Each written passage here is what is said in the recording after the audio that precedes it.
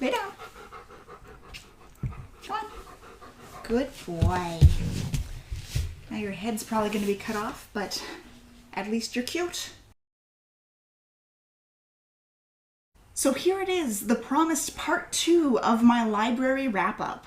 Today I'm going to be talking about all of the graphic novels that I took out from the library this month and what I thought about them. Now, a lot of these graphic novels are going back tomorrow, where I'm making another library run, and I plan on picking up a few more. If there are a few that I want to talk about, I'll tack them onto the end of this video, probably in a different outfit, so just be aware. So, I've put these graphic novels into 3 different categories. First are the ones that I didn't care for, / didn't read all the way through, / didn't read at all. So that would be this one. I picked up The Guild because it appealed to me as a fandom and I like Felicia Day, but when I actually opened it and started to look at the art style, I found that I didn't really like it, so I didn't actually give this one a chance, to be honest. There were other graphic novels for me to read, so I decided to pass on this one. I got about halfway through this Emma, and despite the fact that I didn't think it was going to have anything to do with the original book, it actually followed it quite well. It was just incredibly boring in a graphic novel version. I just find that you lose a lot of the majesty of the original book by putting it into a manga. What I would really have liked in a manga would be for it to be an Emma retelling. The last one that I read and wasn't crazy about was Fence. I had heard a lot of good things about this, and to be honest, it's just way too slow for me. In this first volume, you meet the main character. He does one fencing tournament against the guy who actually happens to be on the cover, who I guess he takes as his nemesis because he's really good. He gets a scholarship into a fencing school, and he then needs to get onto the fencing team in order to keep his scholarship. Now, there's only 3 positions on the team, apparently, and obviously the idea is that this guy's going to get one of them, and then so there's 2 left among people who have actually fenced a lot longer than the main character, who's just kind of starting out and self-taught. So by the end of this graphic novel, he's gotten into the school, he's started trying out for the team, but apparently it's going to be shown in this kind of like a round robin where everybody fights everybody else, and the person who has the most wins among that is the one who, or are the 3 who get to go onto the team. And in this case, we did 1 of 24. And I can just picture the next few volumes just being dragged out in the same way, and I'm just not that interested. So,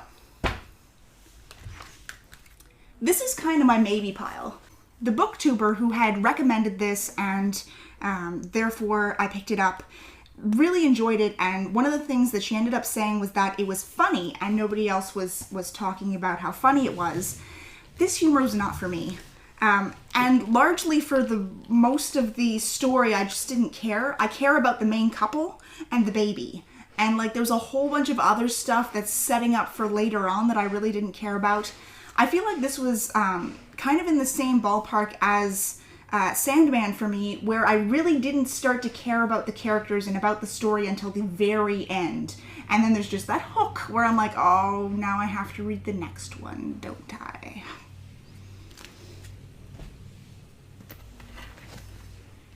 Then let's move on to the ones that I really enjoyed.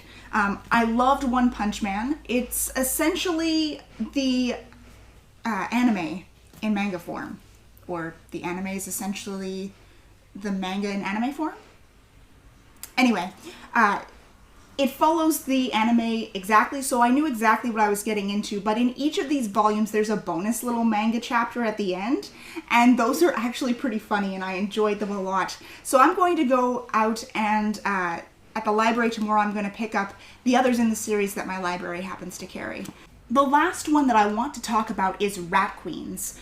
Now, I find it kind of interesting that I've picked up two graphic novels recommended by the same booktuber, one that she really enjoyed that I'm just not feeling as much, and that was Saga, and the other one that she wasn't feeling as much, but I read it today, and I find this is incredible. I love Dungeons & Dragons, and this gave me a really big Dungeons & Dragons vibe, along with some humor, a lot of action, some really interesting characters whose pasts we're just starting to see, and a plot that's starting to unfold with nefarious characters. So I'm very excited to continue reading this, and I hope to pick up the next few from the library as well. Feel free to tell me what graphic novels you are reading currently. Until next time, happy reading. So, of the other books that I ended up taking out from the library, the only other graphic novel that I really want to talk about is this one, The Prince and the Dressmaker by Wang. I can't recommend this enough. It is so adorable. I really meant to read it in snatches because it's a heavy book and I didn't want to tax my wrists. And I couldn't put it down. It was just so cute and light and fluffy and queer. And basically everything I am looking for in a graphic novel but didn't know it. So if you haven't read this one yet, I highly recommend that you do. What about you, babes? Are you going to pick up some graphic novels? You would lick them if they had peanut butter slathered over them? I see. Well, I'm not going to do that to my books. How about I just put some peanut butter on your bone? Would he like that? If I put peanut butter on his bone, he'd like that? He says, just give me the whole container, Mom. Just give me the whole container.